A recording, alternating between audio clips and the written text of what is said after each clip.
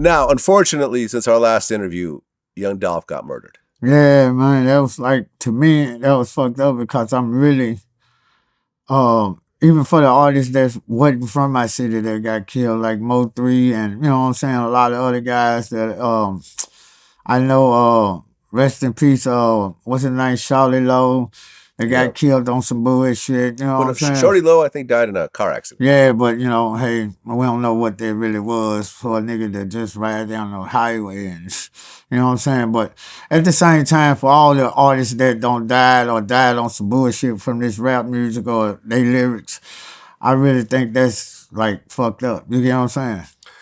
Yeah, man, listen, he left behind 2 kids. Right. He had bought over 100 properties in Memphis, Right. from what I understand. Right. He just was laid to rest, and I think a solid or like a gold-plated coffin. There was a street that was named after him in Memphis. Right, because he did there's murals now popping up all over the place. But it was tragic, man. I mean, and really, I mean, the first thing people was saying was, unfortunately, this guy knows the level of beef that he has in Memphis. Right. It's not a secret. He had his car shot up 100 times. He was a bulletproof car, but then he actually got shot. Right. Yeah, the first time. Yeah. He got shot at the Lowe's Hotel in L.A. And there was a long history of him beefing, with Yo Gotti. Not to say Yo Gotti got anything to do with this. I'm not putting that out there. Right. I'm not saying that. But what I am saying though is that there's a clear history of beef and shootings and so forth. So the fact that he was in Memphis in a car that everybody knew was his. Right. At a cookie shop that was making videos about him saying that he always stops by there and he always supports this area and stuff like that. Right.